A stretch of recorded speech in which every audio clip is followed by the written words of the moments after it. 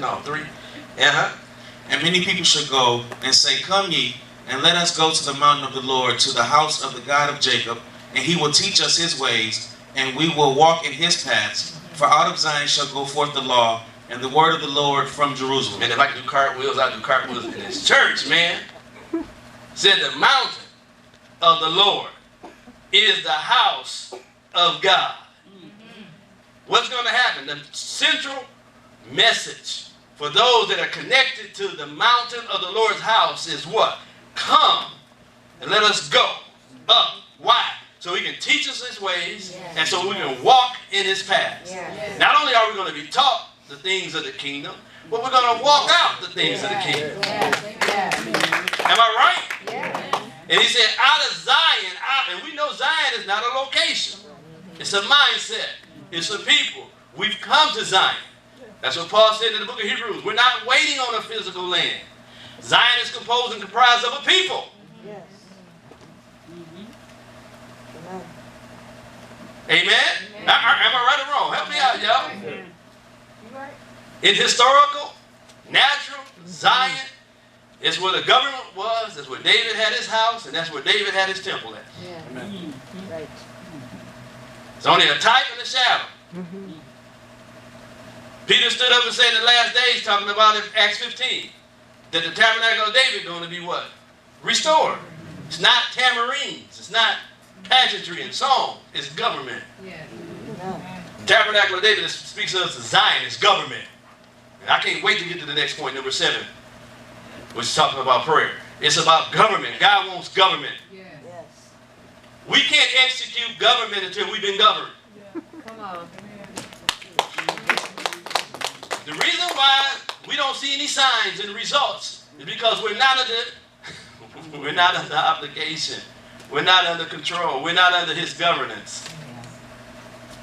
Remember in 2 Corinthians 10 and 6 it says, having readiness to revenge all disobedience when your obedience is fulfilled. God says, I'm ready to bring in and recompense disobedience. But I need your obedience to be fulfilled. Yeah. Yeah. Why is that? Because when his judgment blankets the earth, he's going to come for a system. And if the system is in you, you're going to get judged with the system. He told him, he said, when he was coming out of Egypt, make sure you put this blood on the doorpost. You come out of the house, you're going to die. Yeah. Am I right? He said, put it on the house. There's boundaries and limitations. It's righteousness, peace, and joy in the Holy Ghost. Amen? That's why he had the land of Goshen. He said, make sure you stay within these perimeters. Don't step out of Goshen. Because I'm going to judge Egypt. So we can't have Egypt in us. Or we can't have the world in us. Let me tell you something. We're so scientific. We're so Hollywood. We think that judgment means everybody going to drop dead. First time somebody says judgment, no.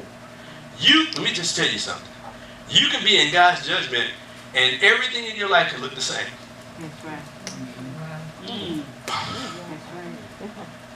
You can continue on. When you look in the Bible and the whole conclusion of the matter, you find out when he judged the thing, it didn't necessarily mean he judged for destruction. He judged for distinction. So you can keep going on and on and on and on and on in a certain mentality and not know that God can judge that mentality. And I'm not saying that to scare anybody. What I'm telling you, we got to make sure that we thinking that because everything okay, we escape. No. You have to look within yourself and say, okay, God, is there anything in me? Lead me in the way everlasting.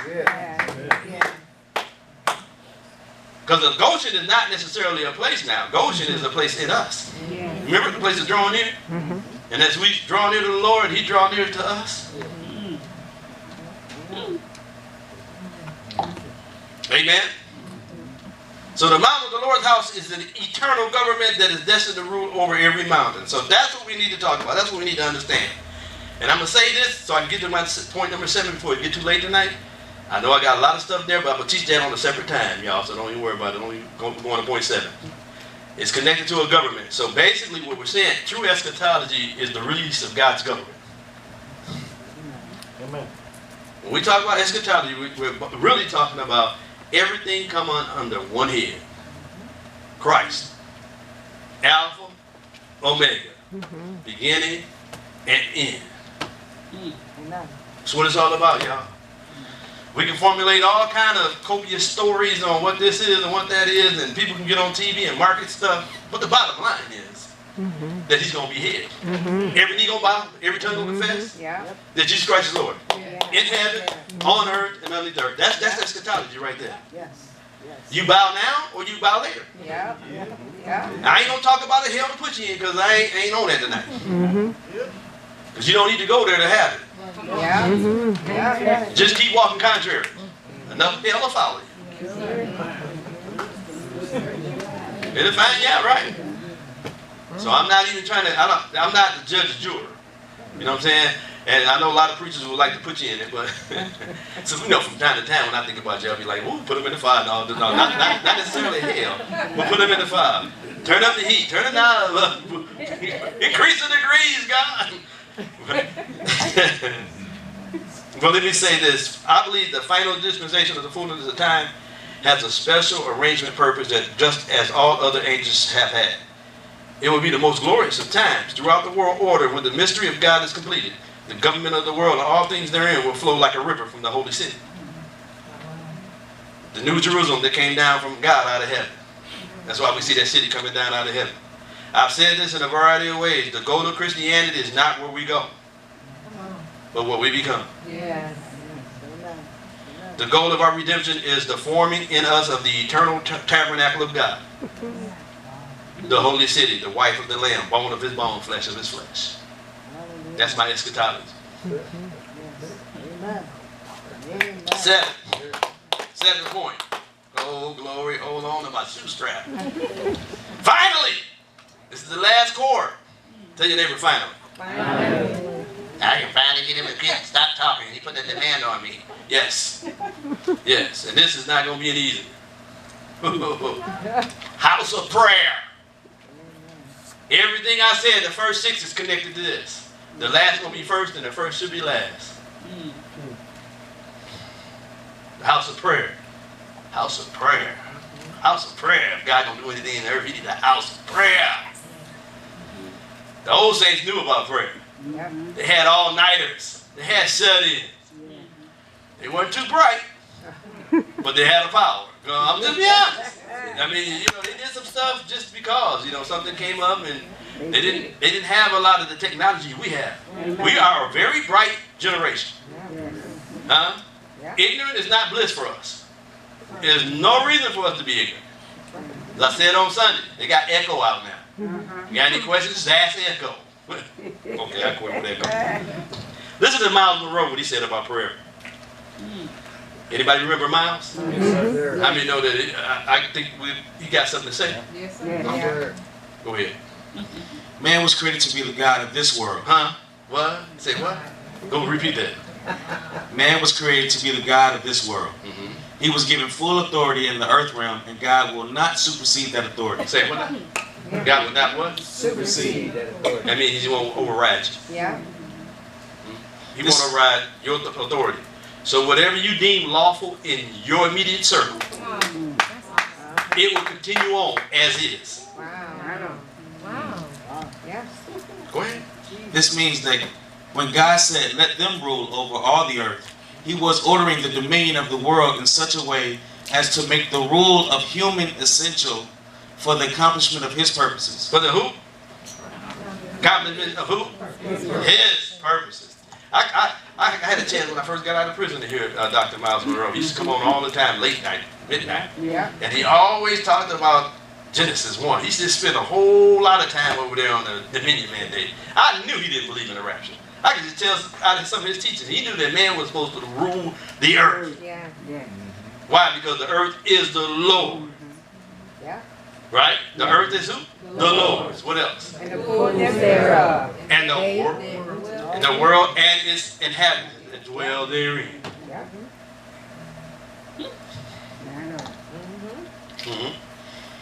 He causes things to happen on earth when men and women are in agreement with his will.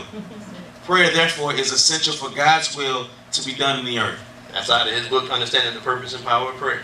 So, Miles Monroe says, which I kind of believe, he got a good track record, that prayer is essential for God's will to be done in the earth.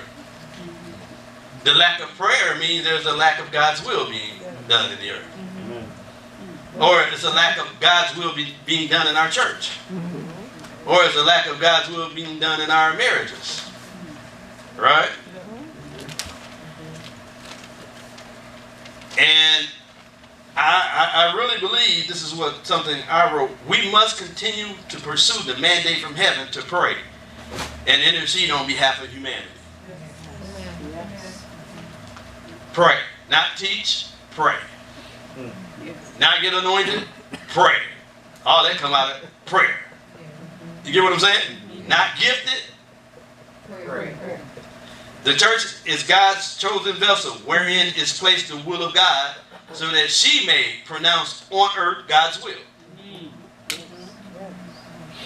Out of the womb of prayer, we get impregnated with the purpose of heaven. Amen. And then out of that conception, we come from out of our closets and we make proclamations or pronouncements in the earth. Come on up, brother. In the earth. You got it? It's easier to complain than it is to pray. I mean, no complaining is prayer in reverse. Then you're praying, but it's just in reverse. You know, this time, I don't know what's wrong with him. He get on my nerves. Oh, that, oh, he gonna, oh. That's prayer. You're just praying to the wrong person. So you got the capacity to pray. You just got to know how to channel it.